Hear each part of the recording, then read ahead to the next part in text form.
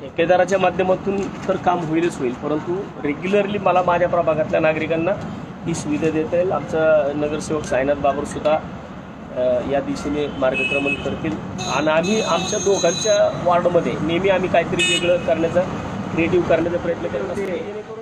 मग तुमचे रस्ते कुठे थांबवायचे आणि कुठे बंद पाडायचे ते आम्ही ठरवू. प्रशासन आहे, प्रशासन ठरवण. तुम्हाला लॉकडाऊन करायला पंतप्रधानांनी तुमच्या घरात सांगितलंय. तुमच्या गावाचे रस्ते बंद करायला लावलेले नाहीयेत मुख्यमंत्र्यांनी. तुम्ही मालक होऊ नका गावांचे. तेव्हा माझा तुम्हाला एक जाहीरपणे तुम्हाला सवाल आहे, छत्रपती शिवाजी महाराजांचे जो स्वतःला पाठीराखे समजत असताल, तर हे संकट या अवघ्या महाराष्ट्रावरती आलेलं संकट आहे आणि या संकटाला सगळ्यांनी धैर्याने तोंड द्या. एकमेकांच्या सोबत राहून आपण ह्याच्या विरोधात उभे राहू तर हे संकट आपण परतवू शकतो. नाहीतर तू इकडचा आहे, तू तिकडचा आहे, तू तिकडचा आहे, इंग्रजांप्रमाणे वागू नका. इंग्रजांनी हेच केलं आणि आता तुम्ही तेच करताय. हा त्या गावातला आलाय, तो त्या गावातला आलाय, तो पुण्यातला आलाय, तो इकडचा आलाय. पुणेकर एवढा वाईट आहे, सगळ्या गोष्टींना पुणेकर चालतो तुम्हाला. आणि आता पुण्यामध्ये उपचार झाले. ते दुबईवाल्याचे 2 आले होते ना, ते उद्या महापौर साहेब करतील उद्या प्रेस आणि सांगतील त्यांचा इलाज पुण्यामध्ये झालाय. हा एक अतिशय गंभीर प्रश्न होत चाललाय की जनावरांना काय खायला घालायचं. आज एका म्हशीची किंमत आज नाही म्हटलं तर लाख रुपयाच्या पुढे एका म्हशीची किंमत आहे. आज या ठिकाणी आपण पाहिलं तर 30-40 म्हशी आहेत आमच्या. आज ही शेतकऱ्याची आमची संपत्ती आहे आणि ही संपत्ती जतन करणं, त्यांना वेळेवरती सगळ्या गोष्टी करणं, त्यांना खायला घालणं. परंतु त्यांना खायला घालत असताना ज्या अडचणी आज निर्माण व्हायला लागल्या, सरकार मग सांगतंय तिकडं, मुख्यमंत्री सांगतात आहे की दुग्ध व्यवसायाला लागणारे किंवा शेतकऱ्यांना लागणाऱ्या सगळ्या गोष्टी चालू राहतील, परंतु प्रत्यक्षात त्याचं इम्प्लिमेंट होत नाही आहे. आज ज्या ग्रामीण भागातनं जनावरांच्या चाऱ्याच्या गाड्या येतात, त्या चाऱ्याच्या गाड्या आज अडवल्या जातात आहे. त्या लोकांना सोडत नाही आहेत. तास 2-2 तास त्यांच्या गाड्या आमच्या थांबतात आहेत.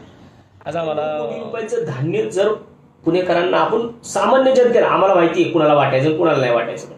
कारण जो फ्लॅट सिस्टीम मध्ये आज माणूस बसलेला आहे त्यांनी त्याची व्यवस्था 2 महिन्याची करून ठेवलेली आहे. कारण त्या माणसाला माहिती. पण जो माझा सामान्य रिक्षावाला आहे, धुण्या भांड्यावाल्या माझ्या महिला भगिनी आहेत, अजून जो रस्त्यावरती रोजच्या रोज भाजी विकणारा माणूस आहे की जो सकाळपासून संध्याकाळपर्यंत दिवसभर काम करतो, संध्याकाळी तो त्या मिळणाऱ्या पैशातनं त्याचं उद्याच्या धंद्याची काहीतरी तजवीज करून ठेवतो आणि उरलेल्या पैशातनं तो त्याचं घर चालवतो. अशा लोकांनी काय करायचं? म्हणून अशा लोकांसाठी ही 8 कोटी रुपयाचं धान्य जर पुणे महानगरपालिकेने देण्याचा प्रयत्न केला, त्यासाठी आयुक्तांनी सुद्धा याचा वापर केला पाहिजे. मला वाटत नाही की आज आपल्या महाराष्ट्राचे मुख्यमंत्री आहेत ते ह्या विषयाला नाही म्हणतील म्हणून. मला वाटतं की एक पुणे महानगरपालिकेने आदर्श घालून देणं गरजेचं आहे. एका जर पुणे महानगरपालिकेने हा विषय केला, मला वाटतं की देशातल्या, राज्यातल्या सगळ्या स्थानिक स्वराज्य संस्था ह्या विषयावरती कंटिन्यू करतील आणि आम्ही जनतेपर्यंत पोहोचू शकतो ह्याची मला पूर्ण खात्री आहे. मी त्याच्यामध्ये सुद्धा आता ह्याला तारीख सांगितली गेली आहे 5 तारीख पुढच्या महिन्यामध्ये. 5 तारीख पण फायनल नाहीये. पुढच्या महिन्यामध्ये तुम्हाला धान्य मिळेल आणि त्याच्याकरता रेशन दुकानदाराने राज्य सरकारकडे 10 लाख रुपयाचं डिपॉझिट, 5 लाख रुपयाचं डिपॉझिट त्याच्या कोट्यानुसार, त्याचा जेवढा कोटा असेल त्याच्या कोट्यानुसार त्यांनी ते पैसे तिकडे भरायचे आणि त्याच्यानंतर त्यांना डिलिव्हरी होणार. तोपर्यंत जर समजा लॉकडाऊनचा पिरियड संपला, सगळं जसं तसं सुरळीत झालं, धान्य यांनी 45,000 क्विंटल धान्य कुठं ठेवायचं? पुढचा महिना जून महिना आहे, पावसाळा आहे, त्याच्यामध्ये पाऊस आला तर ती सगळी हे कोण सोसणार त्याचं? म्हणून मी ज्या गोष्टी कात्रजमध्ये जर आपण पाहिलं तर कात्रजमध्ये अन्न सगळे एपीएल ही भगव्या रंगाची, सगळ्या रंगाची कार्ड, हा 16-17 हजार कार्ड आहेत फक्त. आणि मग ह्या 16-17 हजार कार्डांचा जो काही इथं मानसी साधारण 4-5 किलो असं काहीतरी म्हणते, 5 किलो मानसी पाठवणार आहे. मग 16-17 हजार लोकांचा जर तुम्ही मानसी इकडं ज्यांच्याकडे रेशन कार्ड आहे त्यांना पाठवणार असताल तर तो किती त्याची संख्या होईल? आणि मग ती संख्या झाल्यानंतर ही लोक उतरवणार कुठं? ती ठेवणार कुठं? तो येणार कधी माल? तो वाटणार कधी? लोक खाणार कधी? ह्या सगळ्या गोष्टींकरता मी जो कालच्याला पुणे महानगरपालिकेमध्ये प्रस्ताव दिलाय, त्या प्रस्तावाचा मला वाटतं माननीय महापौर सारासार विचार करतील. मला खरंच माझ्या नेत्याचा अभिमान वाटतो की मी राजसाहेबांना एक मेसेज केला की साहेब मला एक महत्त्वाच्या विषयावरती बोलायचं आहे. आणि अगदी 1 ते 2 मिनिटामध्ये मला राजसाहेबांचा फोन आला. राजसाहेब माझ्यासंग बोलले. मी त्यांना ह्या सगळ्या गोष्टी सविस्तर सांगितल्या की आमच्या नगरसेवकांचा जो निधी आहे त्याच्यामधनं आम्ही जर धान्य खरेदी केलं आणि ते महानगरपालिका आणि नगरसेवक यांच्या माध्यमातून जर सामान्य नागरिकांपर्यंत ज्यांच्याकडे रेशनिंग कार्ड आहेत, आता जे राज्य सरकारकडनं धान्य येते, केंद्र सरकारकडनं धान्य येते, हे अन्न सुरक्षा विभागाच्याच लोकांना मिळतंय. परंतु प्रत्यक्षामध्ये याच्यामध्ये अजूनही अडचणी आहेत की आता सरकारने जे धान्य, केंद्र सरकारने जे धान्य घेतलं, केंद्र सरकारकडून राज्य सरकारने जे धान्य खरेदी केलं ते धान्य 20 रुपयांनी खरेदी केलं. म्हणजे या सगळ्या गोष्टीच्या दरम्यान मी राजसाहेबांना या सगळ्या सविस्तर गोष्टी सांगितल्या. आणि या सांगितल्यानंतर राजसाहेब मला म्हटले की मी काय करू सांग. म्हणलं साहेब तुम्ही जर माननीय छगन भुजबळ साहेबांसंग बोललात तर मला वाटतं की याच्यामध्ये, कारण ते आता अन्न पुरवठा मंत्री आहेत, ते याच्यामध्ये मदत करू शकतील. आणि मला खरंच सांगायला मला अभिमान वाटेल की अगदी 1 तासाभराच्या आतमध्ये, आणि छगन भुजबळ साहेबांचा मला काल दुपारी 12 वाजता फोन आला. आणि काल दुपारी 12 वाजता मी माननीय छगन भुजबळ साहेबांना सुद्धा सगळ्या परिस्थिती सांगितल्या. त्या दरम्यान माननीय छगन भुजबळ साहेबांसोबत त्यांचे PA सुद्धा कदाचित त्या ठिकाणी असतील. आणि मी जी परिस्थिती साहेबांना फोनवरतून सांगत होतो त्यावेळेस त्यांच्या लक्षात आलं. ते म्हटले की तुम्ही तुमच्या महानगरपालिका लेवलला हा निर्णय घ्या. मग मी साहेबांना हे समजून सांगितलं की साहेब जर आम्ही महानगरपालिका लेवलला हा निर्णय घेऊ शकतो, परंतु जर आम्हाला अन्नधान्य खरेदी करायचं असेल, हा आमच्या DSRच्या व्यतिरिक्त विषय, त्यामुळे आम्हाला तुमची मान्यता, म्हणजे राज्य सरकारची आम्हाला मान्यता लागेल. आणि मग साहेबांनी त्यांच्या PAनी पण सांगितलं, हो तुमच्या स्टँडिंग कमिटीने जर आम्हाला ठराव, GBनी स्टँडिंग कमिटी जर ठराव करून पाठवला तर आम्ही त्याला मान्यता देऊ शकतो. लगेच मला माननीय भुजबळ साहेब बोलले की तुम्हाला आता आमच्या इथला कोण असा माणूस आहे की जो तुमच्या संघ कोऑर्डिनेशन करू शकेल. मग मी त्यांना एक नाव सुचवलं की ते आमच्या हडपसर विधानसभा मतदारसंघाचे आमदार चेतन तुपे साहेब. कारण आता ऑलरेडी चेतन तुपे साहेब हे महाराष्ट्र सरकारमध्ये आमदार आहेत आणि पुणे महानगरपालिकेमध्ये नगरसेवक पण आहेत. आणि मी चेतन तुपेंना हा सगळ्या गोष्टी समजून सांगितल्या. गेल्या 15 वर्षाचा त्यांचा सुद्धा महानगरपालिकेचा अनुभव आहे. ते विरोधी पक्षनेते सुद्धा होते. आणि चेतन तुपे साहेबांनी या सगळा विषय माझा ऐकून घेतला. त्यांना सुद्धा सगळा लगेच विषय लक्षात आला आणि त्यांनी इमिजिएट त्यांच्या पक्षनेत्या, पुणे महानगरपालिकेच्या विद्यमान नगरसेविका, विरोधी पक्षनेत्या दीपालीताई धुमाळ यांना लगेच फोन करून सांगितला. त्यानंतर ते माझे सहकारी मित्र काँग्रेस पक्षाचे गटनेते अरविंद शिंदे यांच्याशी बोलले. त्यानंतर ते शिवसेनेचे गटनेते पृथ्वीराजदादा सुतार यांच्याशी सुद्धा बोलले.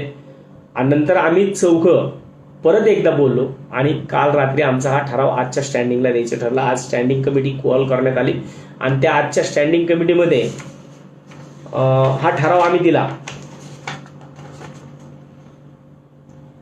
आजच्या स्टँडिंग कमिटीत हा ठराव झाला. आणि या ठरावाला मला सांगायला आनंद वाटेल की या ठरावाला आज सर्वपक्षीय नगरसेवकांनी, अगदी इवन भाजपच्या नगरसेवकांनी, त्याच्यामध्ये आमदार सुनील कांबळे साहेब होते, त्या ठिकाणी नगरसेवक दीपक पोटे होते भाजपचे, त्या व्यतिरिक्त भाजपच्या नगरसेविका जंगलेताई होत्या, आमच्या राजगुरुताई होत्या, त्या व्यतिरिक्त विद्यमान स्टँडिंग कमिटीचे चेअरमन हेमंतजी रासने होते. या सर्व लोकांनी एका मिनिटामध्ये या सगळ्या विषयाला मान्यता दिली. आणि आता मुख्य कोरोनाचा होतो विषय की आज रेशनिंग दुकानामध्ये लाखो लोक येतात. त्यांच्या सुद्धा त्या रेशनिंग दुकानदारांची सुद्धा फॅमिली आहेत. त्यांची सुद्धा फॅमिली आज जी लोक जीवावर उदार होऊन काम करतात की त्यांना काय पैसे मिळतात त्याच्यामध्ये, 2 रुपये, 3 रुपये, 5 रुपये, रुपया 2 रुपयासाठी ते लोकांनी सुद्धा स्वतःचा जीव टांगलेला लावलाय. तेव्हा त्यांचा सुद्धा विचार करणं गरजेचं आहे. शेकडो लोक त्यांच्याकडे लाईनी लावून उभी राहतात. त्याच्यामधला कोण कसा येतोय, काय येतोय त्यांना पण माहित नाहीये. त्यामुळं उद्या त्यांना सुद्धा काहीतरी प्रादुर्भाव होऊ शकतो. एका दिवसामध्ये नगरसेवकांची तेवढी ताकद आहे. पुणे शहरात 164 नगरसेवक आहेत आणि 164 नगरसेवकांनी जर ठरवलं तर एका दिवसामध्ये, माझ्या अभ्यासानुसार एका दिवसामध्ये एक नगरसेवक साधारण 2 ते 2.5 हजार लोकांना धान्य सहज वाटू शकेल.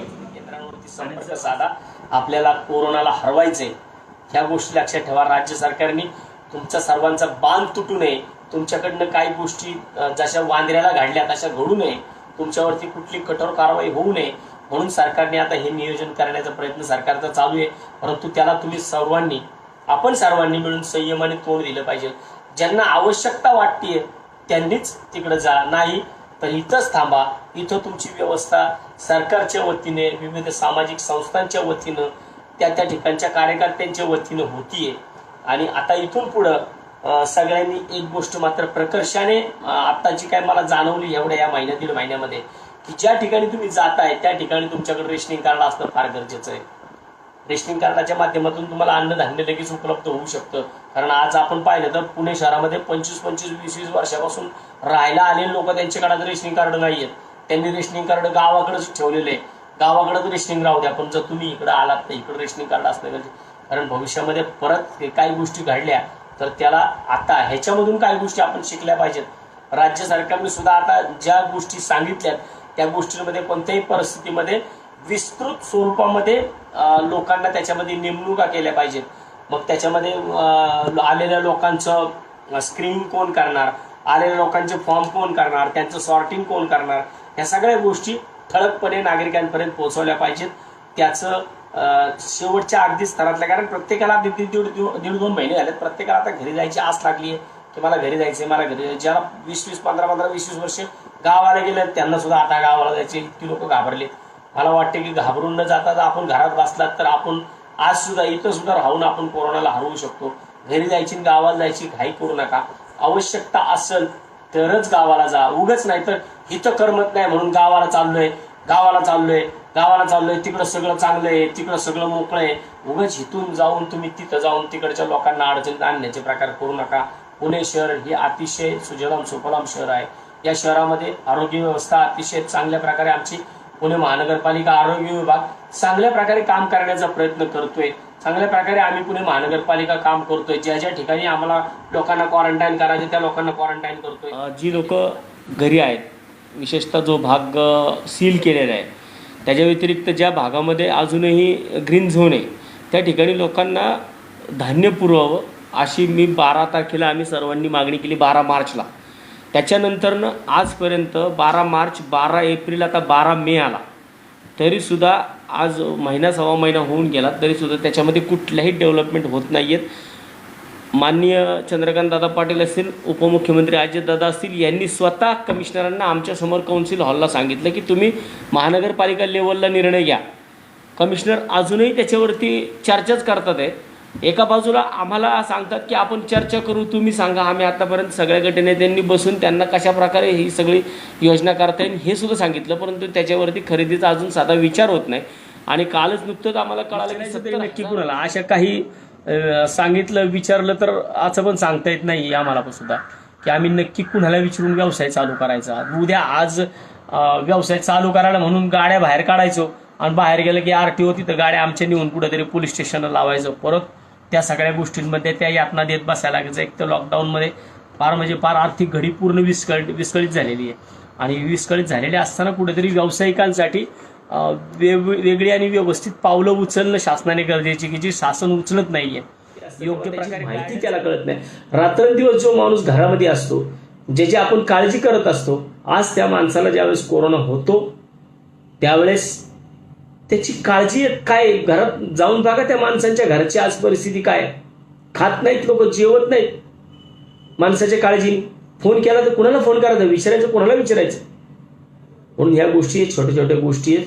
नुसतं कोरोनावरती उपचार करून चालणार नाही. त्या कोरोनापासून होणाऱ्या इतर त्रासांसुद्धा सुटका तुम्हाला देता आली पाहिजे. नाहीतर नुसतं तुम्ही इथं कोरोना करून त्या पेशंटवरती उपचार करत राहताल तिकडे व्हेंटिलेटरवरती ICU मध्ये, आणि इथं घरातले अजून पेशंट इतर आजारांनी वाढतील. असं नको व्हायला. म्हणून माझी मान्य आयुक्त साहेबांना सुद्धा हात जोडून विनंती आहे की साहेब, महानगरपालिका आणि संबंधित हॉस्पिटल, मग ते सिंहगड असेल, भारती असेल, तुमचं KM असेल किंवा अजून कुठलेही पुणे शहरातले ज्या ठिकाणी कोरोना सेंटर आहे, ह्या हॉस्पिटलमधला एक माणूस, महानगरपालिकेचा एक माणूस आपण नेमणं गरजेचं आहे. आणि त्या माणसांकडनं त्या संबंधित माणसाला त्याला फोन झाल्यानंतर किंवा तिथं चौकशीला केल्यानंतर 2 मिनिटात त्यांनी पानं पलटी केल्यानंतर आजची स्टेटस त्या पेशंटच्या संदर्भातील लगेच त्यांनी क्लिक करणं सांगणं गरजेचं आहे. एवढाच याच्यामध्ये, कारण याच्यापासून घरच्या लोकांचा फार मोठ्या प्रमाणात डिस्टर्बन्स वाढत चाललाय. घरची लोक फार डिस्टर्ब आहेत. त्या लोकांना चांगलं, त्यांचं मानसिकता चांगली राहिली पाहिजे. त्या लोकांना त्यांच्या पेशंटच्या संदर्भात खबर कळली पाहिजे. नाहीतर नुसतं डायरेक्ट तुम्ही त्या दिवशी फोन करणार आणि फोन करून सांगणार की तुमचा पेशंट दगावला. मग हा मला वाटतं की हा किती मोठा मानसिक धक्का त्या कुटुंबाला असेल. आतापर्यंत शेकडो लोक पुणे शहरामध्ये एक्सपायर झालेली आहेत या कोरोनाच्या संदर्भात. अजूनही कोरोना आटोक्यात येत नाहीये. या सगळ्या गोष्टींचा विचार करावा लागणार आहे की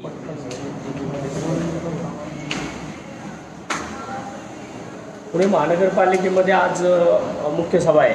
या मुख्य सभेमध्ये मागच्या 4-5 महिन्यापासून पुणे शहरामध्ये जी कोरोनाची परिस्थिती आहे त्याच्यामध्ये स्थायी समितीने जवळजवळ 200 कोटी रुपयांचं वर्गीकरण कोरोनाच्या परिस्थितीवरती दिलेलं आहे. 200 कोटी रुपये, त्यातले 150 कोटी रुपये खर्च झालं म्हटलं जाते. परंतु मागच्या एवढ्या आठवड्यामध्ये मी ज्या चौकशा केल्या की ज्या ठिकाणी क्वारंटाईन सेंटर आहेत, जिकडे कोविड पॉझिटिव्ह रुग्ण आहेत, जे हॉस्पिटल्समध्ये पुणेकर ॲडमिट आहेत, त्या लोकांना ज्या ठिकाणी जेवण दिलं जातं आहे त्या सगळ्या लोकांचं जवळजवळ 4 ते 5 महिन्याचं बिल दिलं गेलं नाही. अजूनही त्याच्यामध्ये जे हॉस्पिटल्स आहेत, भारतीय विद्यापीठ सारखं हॉस्पिटल की ज्याने काही 4-5 महिन्यापासून त्या हॉस्पिटलमध्ये नागरिकांना उपचार होतात, परंतु अशा हॉस्पिटलला आजपर्यंत 1 रुपया सुद्धा देण्यात आलेला नाही आहे 5 महिन्यामध्ये. जे लोक जेवण देतात, आज आम्ही हे ताटं त्याच्याकरता ज्या ठिकाणी लोकांना जे जेवण दिलं जातं ते जेवण आज आम्ही आयुक्तांना आणि महापौरांना देणार आहे. की जर तुम्ही पुणेकरांना साधं जेवण देऊ शकत नसताल, पुणेकरांना जर तुम्ही वेळेवरती खायला ज्या गोष्टी दिल्या जातात त्यांची बिलं देऊ शकत नसतात, तर तुम्ही त्या लोकांकडनं चांगल्या जेवणाची अपेक्षा कशी करू शकता. ज्या हॉस्पिटलला तुम्ही पैसे देत नसताल, ज्या हॉस्पिटलला गेल्या 5 महिन्यापासून हॉस्पिटलमध्ये पुणेकरांवरती उपचार होतात, त्यांना 4 लाख रुपये 2 लाख रुपयेचं बिल देणार असतात आणि त्यांच्याकडनं चांगल्या उपचारांची अपेक्षा करत असतात, तर असं कसं होऊ शकतं. मग जे 150-200 कोटी रुपये तुम्ही जे म्हणता की आम्ही 150 कोटी रुपये पुणे शहरातल्या कोविडवरती खर्च केले, म्हणजे 150 कोटी रुपये नक्की कुणावरती खर्च केले याचा आजपर्यंत कुठलाही थांगपत्ता लागत नाही आहे. हे सांगितलं जात नाही. मग त्याच्याकरता जर मागच्या 24 मेला जी मीटिंग झाली, 24 मेच्या मीटिंगमध्ये माननीय कमिशनर साहेबांनी 24,96,00,000 रुपये हा जेवणाचा खर्च लावला होता. 24,96,00,000 रुपये. मग जर आमच्या पक्षनेत्यांच्या मीटिंगमध्ये 24,96,00,000 रुपये हे जर जेवणासाठी दिले होते, तर मग त्या ठेकेदारांची बिलं का दिली जात नाहीत. हे काय महानगरपालिकेचं काम नाही आहे का. मग तुम्ही जर त्या लोकांना तुम्ही जर पैसे देत नसताल वेळेवरती, मग ते पुणेकरांना कसं चांगलं जेवण देऊ शकतील. त्या हॉस्पिटलांना जर तुम्ही वेळेवरती त्यांची बिलं देऊ शकत नसेल, तर ते हॉस्पिटल कसे चांगले उपचार करू शकतील. म्हणून त्याच्याकरता आज आम्ही आयुक्तांना निवेदन देण्याऐवजी ही 2 ताटं, एक आयुक्तांना, आयुक्त आज नवीन आयुक्त पहिली जी बी आहे त्यांचं आम्ही स्वागत करण्यासाठी हे आज सभागृहामध्ये जातो आहे. आज आपल्या पुणे शहराचे खासदार गिरीश बापट साहेब, त्यांच्या कालच्याला मी एक पोस्ट पाहिली की गिरीश बापट साहेब तिकडं विमानतळावरती जाऊन म्हणे आम्ही 100-150 सौदी अरेबियातनं लोक इकडे आणले. तुम्ही खासदार पुणे शहराचे आहात. आज पुणे शहराची परिस्थिती काय झाली आहे, किती लोक मरायला लागली ते बघा ना. विमानतळावरती स्वागताला काय जात आहे. अरे इथं स्मशानभूम्यांमध्ये जाऊन बघा, रोज किती 20-20, 22-22 पेशंट मरायला लागले. त्याच्याकडे कुणी बघायला तयार नाही आणि स्वागताला जाऊन तुम्ही तिकडं दुबईवर येणाऱ्या लोकांचे स्वागत करताय.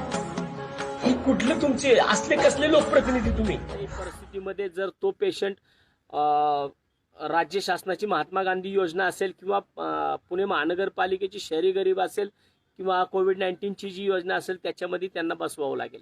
जर ते त्याच्यामध्ये बसत नसतील आणि ते असिम्प्टमॅटिक असतील तर त्यांना बिल द्यावं लागेल. असं आज स्पष्टपणे सांगून शासनाने त्यांची जबाबदारी झटकलेली आहे. आज उद्यापासून मला वाटतं कदाचित ह्या कोविडच्या विषयामध्ये हॉस्पिटल्सच म्हणायला सुरुवात करतील की शासनाने सांगितले आम्हाला तुमच्याकडनं पैसे घ्यायला. आणि मग अशा प्रकारे जर एखाद्या पेशंटच्या बाबतीत जर होत असेल, जर तो पेशंटला गरज नसताना ते पेशंट तिथं बसतात त्या हॉस्पिटलमध्ये, मग ह्यांची मॉनिटरिंग करणं आमच्या पुणे महानगरपालिकेचं काम आहे. मी पुण्यापुरतं आत्ता बोलतोय. मग पुणे महानगरपालिकेचे 171 जे डॉक्टर भरलेत, ह्या डॉक्टरांची एक टीम तयार करून त्यांनी दिवसभरामध्ये सगळ्या हॉस्पिटल्समध्ये चक्रा मारल्या पाहिजेत आणि त्या ठिकाणी त्यांनी जाऊन पाहिलं पाहिजे की ह्यांना गरज नाहीये. कारण ही जे तिथं बसतात, जे तिथं ॲडमिट होतात, यांचं 1.5-2 लाख रुपये बिल केलं जातं आणि त्या फायली महानगरपालिकेमध्ये परत येणार आहेत. मग ज्यांना गरज नाही त्यांचे 2 लाख रुपये महानगरपालिका आता भरणार आहे. 1,50,000 रुपये महानगरपालिका त्या लोकांचे भरणार आहे, राज्य शासन भरणार आहे. मग अशा विषयांवरती करण्यापेक्षा खरंच ज्यांना गरज आहे त्या लोकांवरती पैसा खर्च करणं गरजेचं आहे, त्या लोकांना सोयीसुविधा देणं गरजेचं आहे. आणि ह्याच्यामध्ये मला वाटतं पालिका प्रशासन आणि राज्य शासन कुठेतरी मॉनिटरिंग करण्यासाठी कमी पडत आहे. ह्याच्यावरती कुठेतरी लक्ष ठेवलं पाहिजे. आणि हे लक्ष ठेवण्यासाठी मला वाटतं की मी आज जे मागाशी जे बोललो की जे येवलेवाडी क्वारंटीन सेंटर आहे सिंहगड शाळेमधलं कॉलेजमधलं, की त्या ठिकाणी जर मी उद्या सोमवारी मी आरोग्य विभाग आमच्या पुणे महानगरपालिकेच्या आरोग्य प्रमुखांना पत्र देणार आहे की जर तुम्हाला ऑब्जेक्शन नसेल आणि मला जर त्या ठिकाणी काम करण्याची इच्छा असेल तर मला PPE किट उपलब्ध करून द्याव्यात. मी स्वतः त्या ठिकाणी सगळ्या सुविधा, मग कसं टॉयलेट साफ होत नाही, कसं त्या ठिकाणी लोकांना जेवण मिळत नाही, कशा त्या ठिकाणच्या क्वारंटीन सेंटरमधल्या लोकांची पाणी मिळत नाही त्यांना प्यायला, या सगळ्या गोष्टी मी पाहायला तयार आहे. कारण पालिका प्रशासन कसं हलवायचं ते आम्हाला चांगलं. 4 महिने होत आले पुणे शहरामध्ये कोरोना चालू आहे आणि या 4 महिन्यामध्ये आज सुद्धा आमच्या पुणे महानगरपालिकेच्या आपत्ती व्यवस्थापनाला जाग आलेली नाही. कालच मला वाटतं 36 तास रजपूत म्हणून पेशंटला 36 तास बेड मिळाला नाही आणि त्यांच्या शेवटी त्या दगावल्या.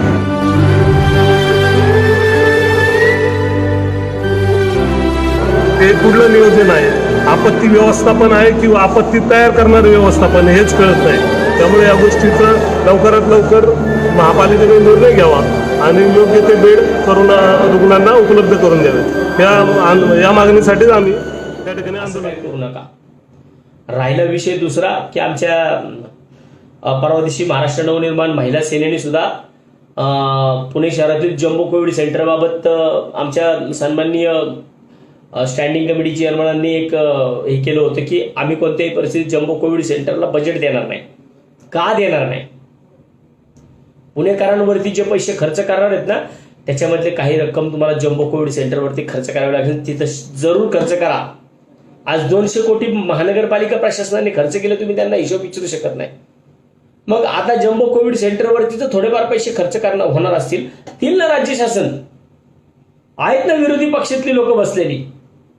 कालच्या मीटिंगमध्ये हे तर निष्पन्न झालं परवा दिवशीच्या की तुमच्याकडे ज्या टायमाला पैसे मागितले, तुम्हाला ज्या टायमाला राज्य शासनाकडे पैसे मागायचे तर तुम्ही राज्य शासनाकडे आतापर्यंत एक पत्र दिले, एका पत्राच्या व्यतिरिक्त तुम्ही कुठलाही फॉलो केला नाही. मग जर ही आमच्या विरोधी पक्षाची सुद्धा जबाबदारी आहे, आज मी सत्तेमधला नाहीये परंतु काँग्रेस असेल, राष्ट्रवादी असेल, शिवसेना असेल, ह्या तिन्ही पक्षांची महाविकास आघाडी आज राज्यामध्ये सत्ता करतीये. ह्यांची सुद्धा जबाबदारी आहे की तुम्ही तिथं मुख्यमंत्री तुमचे आहेत, उपमुख्यमंत्री तुमचे आहेत, महसूल मंत्री तुमचे आहेत की जे राज्य शासनाला तुम्ही कमिट केलंय. जर WHO जर केंद्र सरकारला पैसे देते, केंद्र सरकार जर राज्य सरकारला पैसे देते, राज्य सरकारची जबाबदारी आहे तुम्ही महानगरपालिकेला पैसे दिले पाहिजेत. परवा दिवशीच्या मीटिंगमध्ये असं उघड झालं की राज्य शासनाने आतापर्यंत पुणे महानगरपालिकेला फक्त 3 कोटी रुपये दिलेत, फक्त 3 कोटी. का? तुम्हाला पैसे नाही आले केंद्र सरकारकडनं? केंद्र सरकारकडनं तुम्हाला पैसे आले असतील तुम्ही महानगरपालिकेला उगाच पुतना मावशीचं प्रेम कुणी कुणावरती दाखवू नका. आणि ही वेळ नाहीये की महानगरपालिकेने राज्य सरकारला दोष द्यायची, राज्य सरकारने महानगरपालिकेच्या सत्ताधाऱ्यांना दोष द्यायची. ही वेळ नाही आता. पहिले पुणेकर तर बरे करा, 1 वर्ष पडलेले पुणेकर ठरवतील कुणाला सत्तेमध्ये आणायचं ते शाणे आहेत. आज आमचा पुणेकर आहे ना, मिसळ खाताना पण विचार करून खातो, पुढे मिसळ खायची कसली खायची ते. त्यामुळे आता यावेळेस मला वाटतं 2022ला 100% विचार करेन कुणाला मतदान करायचं कुणाला नाही मतदान करायचं ते. तेव्हा तुम्ही पुणेकरांची काळजी करू नका. पुणेकरांना आता या कोरोनातनं बाहेर काढायची काळजी करा. माझे दोन्ही सत्ताधाऱ्यांना, मग ते काँग्रेस, राष्ट्रवादी, शिवसेना ही महाविकास आघाडी सरकार असेल किंवा पुणे महानगरपालिकेतल्या 100 नगरसेवकांची भाजपचे सत्ता असेल, यांनी हा विचार करणं गरजेचं आहे की तुम्ही एकमेकांना दोष देत बसू नका. कलगी तुरा नको आहे आम्हाला रिझल्ट दाखवा. साध्या प्रशासनाला तुम्ही लोक जाब विचारू शकत नाहीत. प्रशासनाला तुम्ही विचारू शकत नाही का? गेल्या 4 महिन्यामध्ये तुम्ही प्रशासनाला विचारत नाही. 50,000 रुपये दिले की व्हेंटिलेटर कसे उपलब्ध होतात? लाख रुपये भरले की व्हेंटिलेटर लगेच कसे उपलब्ध होतात? हे तुम्ही का प्रशासनाला विचारत नाही? तुम्हाला तुमची ताकद नसेल विचारायला लाख रुपये भरले पाहिजे त्या पुण्याच्या दवाखान्यामध्ये उपलब्ध होतात. 50,000 रुपये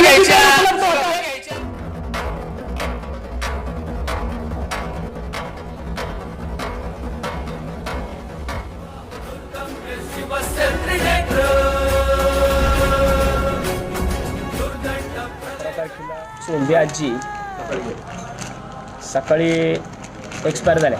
त्यांचे मिस्टर दत्तात्रेय चोंदे वय वर्ष 96. आजी एक्सपायर झाल्यामुळं आजोबांना न्यायला कोण येत नाही आहे. घरची लोकं सगळी क्वारंटाईन झाल्यात. ते सांगतात PMCला की तुम्ही त्यांना घेऊन जा.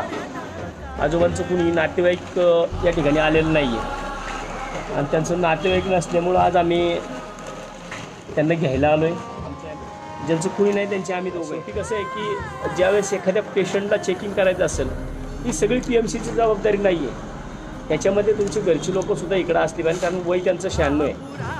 त्यांना 3ऱ्या मजल्यावरनं खाली आणायचं आहे. घरचे प्रत्येकांना फोन करून झालेत. प्रत्येकजण म्हणतो आम्ही क्वारंटाईन आहे, तुम्ही घेऊन जा. आता PMCची लोकं आलीत, आता आम्ही त्यांना खाली घेऊन येणार आहोत. शेवटी आता सगळ्याच्या गोष्टी आहेत, त्या काही गोष्टी बोलण्यासारख्या नाही आहेत. नात्यामध्ये इतका दुरावा का निर्माण व्हायला लागला आहे? जर 95 वर्षाचा वयस्कर माणूस जर घरामध्ये इथं बसला आहे, त्याला न्यायला कोणी येईना, तपासणी करायला कोणी नाही ना. आणि मला वाटतं की 1 किलोमीटरच्या अंतरावरती इथं आमचं तपासणी स्वॅब सेंटर आहे, सनसला स्वॅब सेंटर आहे. एवढ्या छोट्याशा अंतरामध्ये सुद्धा लोक जर स्वतःच्या घरच्या लोकांना न्यायला यायला जात नसतील, तर सगळ्याच गोष्टी जर PMCच्या अंगावरती ढकलून टाकत असतील, ही आमची पण जबाबदारी आहे, PMCची मान्य आहे. परंतु घरच्यांची पण जबाबदारी आहे. घरची लोकं जर प्रत्येक वेळेस जर असंच सांगत असतील की आम्ही क्वारंटाईन झालो आहे, असं नाही होणार. त्याकरता आम्हाला जे आमचं कर्तव्य करायचं ते आम्ही करतो आहे. आम्हाला हा कालच्याला कॉल आला पण आम्ही दोघं आता इथं आलो आहे. PMCची लोकं सगळी बोलवले पण आता आम्ही वरती आजोबांना घेण्यासाठी चाललो आहे. तुम्ही या सगळ्या गोष्टी चेकिंगला जायचे, आपल्याला चेकिंगला जायचं, चेकिंगला ते म्हणजे कोणाला सांगितलं त्यांनी कॉर्पोरेशनचे लोक येणार आहेत, त्यांची ॲम्ब्युलन्स येणार आहेत, ते घेऊन जाणार आहेत असं आम्हाला उत्तर मिळत गेलं. आता त्यांच्यात तर कोणीच नाही आला, कोणच नाही अजूनपर्यंत नाही. पाहुण्यांना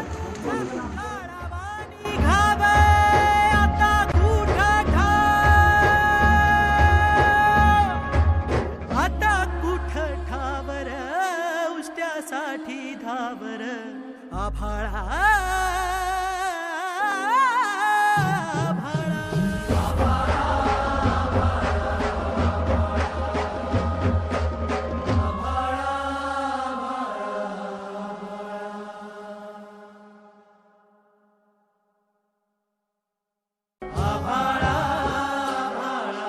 इथून पुढे ह्या काळाच्या घ्या की जर पेशंट आज पॉझिटिव्ह येतोय आणि दुसऱ्या दिवशी उद्या चेक केला आणि तो निगेटिव्ह येतोय, अशा कोणत्याही तक्रारी आमच्याकडे परत येऊन देऊ नका. जे काय काम करताय अतिशय महामारी बेकार आहे. लोक मरायला लागले दिवस रात्र. आणि आज त्यांचा मुलगा इथे, डॉक्टर साहेब त्यांचा मुलगा इथे, त्यांच्या मुलाची ज्या वेळेस तुमच्याकडनं पॉझिटिव्ह रिपोर्ट आल्यानंतरनं त्यांच्या मुलाची काय अवस्था झाली त्यांच्या मुलाला विचारा. कलेक्टरांच्या आदेशाचं अंमलबजावणी होत नसेल तर मला वाटतं त्या शहरामध्ये कशा प्रकारे काम चाललंय याचं एक उत्तम उदाहरण आहे. तेव्हा सत्ताधाऱ्यांनी, राज्यकर्त्यांनी ह्या सगळ्या गोष्टी लक्षात घ्याव्या. मग ती महाविकास आघाडी असेल, नाहीतर पुणे शहराची सत्ताधारी भाजप जनता पार्टी असेल, या सगळ्या लोकांनी या गोष्टी लक्षात ठेवाव्या आणि काम करावं, जेणेकरून कुठल्याही पेशंटला याच्या विषयातला त्रास होणार नाही, त्या पेशंटला प्रॉब्लेम होणार नाही, त्याच्या घरची लोक शांततेमध्ये, समाधानामध्ये राहतील. एवढंच आजच्या या लाईव्हच्या. तुमच्या वादामध्ये पुणेकर भरडला जातोय. माझी सगळ्यांना विनंती आहे, जे मेलेत ना ते वरतून काय म्हणत असतील. आमच्या मरणाचं पण राजकारण चाललंय महानगरपालिकेमध्ये. ज्या पद्धतीने काम करतात, बरेचसे हॉस्पिटल किंवा डॉक्टर चांगलंही काम करत असतील, बरेचसे डॉक्टर त्यांना लूट करण्याचं काम सुद्धा मोठ्या प्रमाणात सुरू आहे, जेणेकरून नागरिकांकडे कोणी लक्ष द्यायला तयार नाही. आम्ही ही मोठी चळवळ उभी करण्याच्या प्रयत्नात आहोत की प्रत्येक नागरिकाला, प्रत्येक माणसाला माहिती पडलं पाहिजे की प्रत्येक हॉस्पिटलमध्ये कोणता ऑडिटर बसतो, त्याला आपण कसं बिल दाखवलं पाहिजे, किंवा प्रत्येक ठिकाणी त्याला कशी मदत होईल, आर्थिक मदत कशी होईल. कारण महत्त्वाचं कारण अशा वेळेस आर्थिक खूप मोठाचा पैशाचा विषय असतो. त्यामुळं आपल्या सर्वांना विनंती आहे की आपण सर्वजण आमच्या या चळवळीत सहभागी व्हा. तात्यांनी फोन केल्यावर त्यांनी फक्त मला आहे ना 15,000 रुपये भरायला लावले आणि इथनं पुढं आता जो काय बिलाची रक्कम येईल त्या बिलाची 50% रक्कम फक्त डिस्काउंट म्हणून घेतलेलं आहे. 20,600 रुपये मला परत दिले. मला त्यांच्या रूपाने देव भेटला म्हणजे डॉक्टरांच्या रूपाने देव भेटला म्हणा आणि तुमच्या सर्व मित्रांच्या रूपाने देव भेटला ही खूप चांगली गोष्ट आहे. त्याच्यानंतर आमची चुकी अशी झाली की वसंतरावांना आधी जर फोन केला असता तर ₹1 भरावा नसता लागला. तिथं फोन केला तर आम्हाला त्यांनी परत 20,000 रुपये दिले, तर त्यांचे धन्यवाद. 20 दिवसानंतर आई दगावली.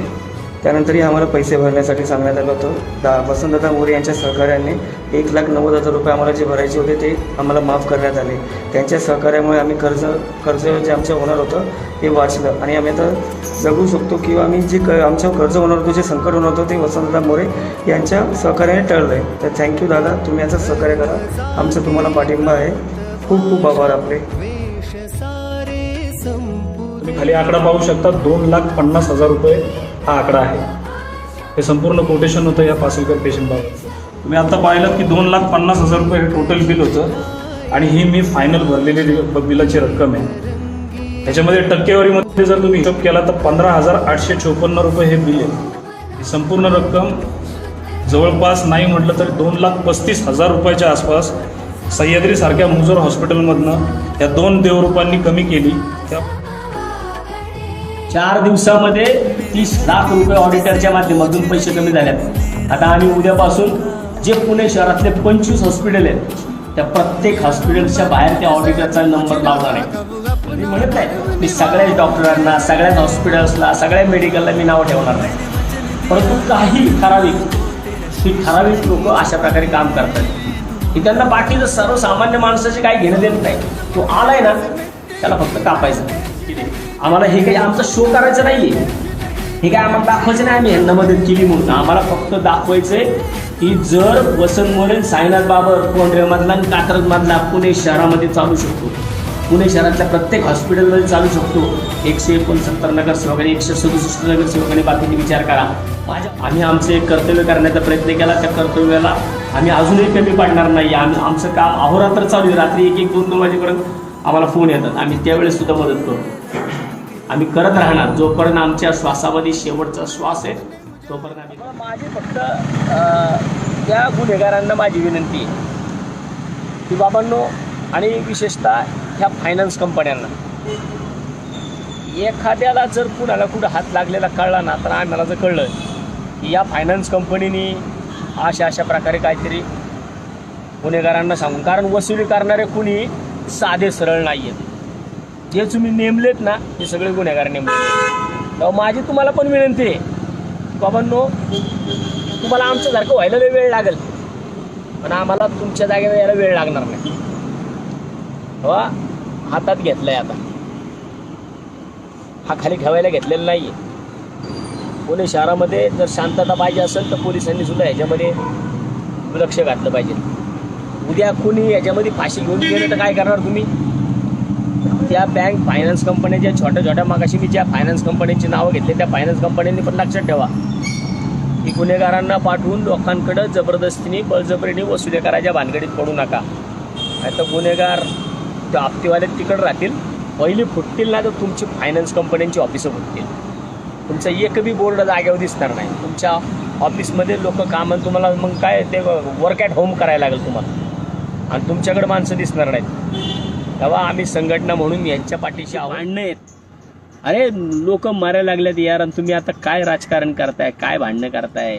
अरे डिबेटला सुद्धा क्वालिटीची लोक पाठवा पक्षाने, ज्या त्या पक्षाने क्वालिटी असणारे लोक डिबेटला पाठवा.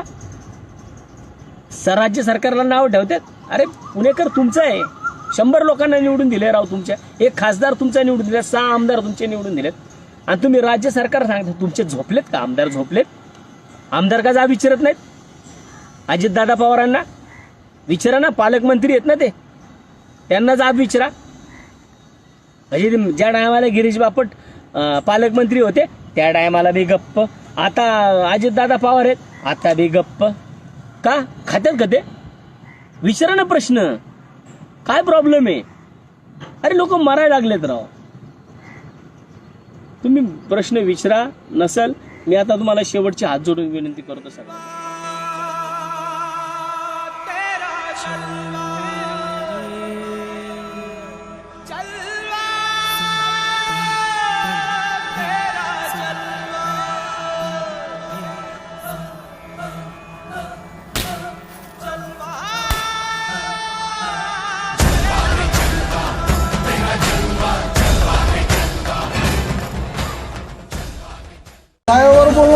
म्हणतायत की भाजीपाल्याचं लायसन आहे त्याच्यावर फळं विकता येत नाही. फळं भाजीचा प्रकार नाही आहे का, किंवा झाडाला नाही आहेत का फळं? मी एवढंच म्हणायचं. तात्यांना बोललो, तात्या 2 मिनटं आले. वाघमारे बोलते का? बरोबर ना. फळं विकत होता का दारू विकत होता तिथं? फळच विकत होता ना. म्हणजे एवढं काय तुम्हाला, एवढं काय नियमावली बघायची लागली तुम्हाला? दारू विकायची का लोकांनी रोडवरती? दारू तर विकत ना तुमच्या लायसनवरती. दारूच्या दुकानाच्या समोर कारवाई करा म्हणलं तर तिथं तुमचे हात कमी पडतात. तिथं कारवाई करत नाही तुम्ही लोक. जाणं त्या दारूच्या दुकानांच्या समोर ज्या अनधिकृतपणे बसल्यात ना चकण्या विकायला, त्यांच्यावर का कारवाई करत नाही? आणि ह्याच्याकडं भाजी आहे त्याला फळं लावली करून तुम्ही त्याच्यावर कारवाई करणार का? अहो तुमचं नाव वाघमारे आहे ना, असे गरिबांवरती का कारवाई करताय? वाघासारखी कारवाई करा ना. हप्ते चालू असतील त्यांना, मी हप्ता देत नाही.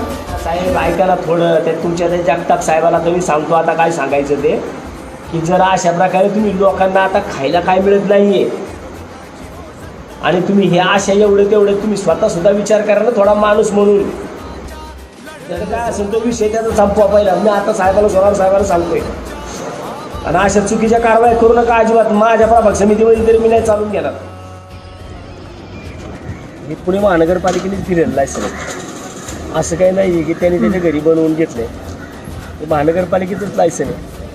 ठीक आहे, याच्यामध्ये भाजी विक्री दिली आहे, पण भाजी विक्रीच्या जागी तो फळं विक्री करतो, यात फरक काय पडतो? एवढा तेवढा तरी अतिक्रमण विभाग माधव जगताप साहेबांनी त्यांच्या कामगारांना, त्यांच्या कर्मचाऱ्यांना सांगावं, साहेब हे काय लोकांची आजची परिस्थिती फार खराब झालेली आहे.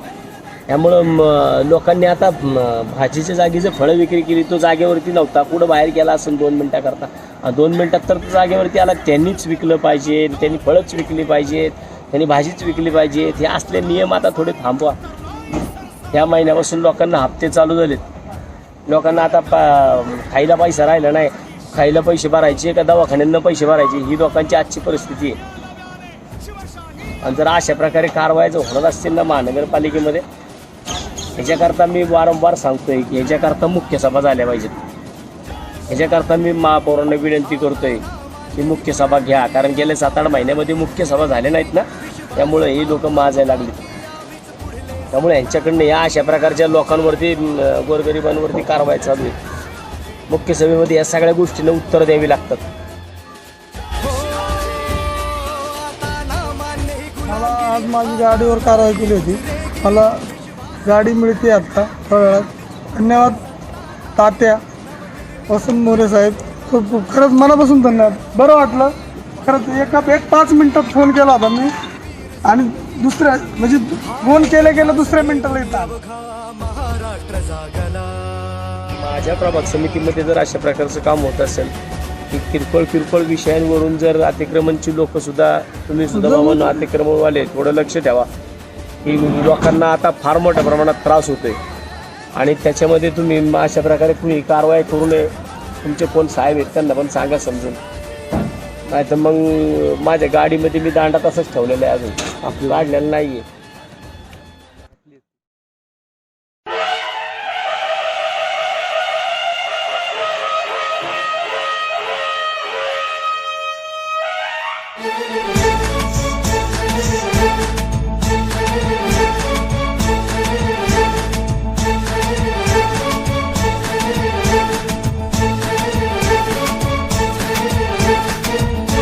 मराठी पाऊल टाकत आलो दनादना,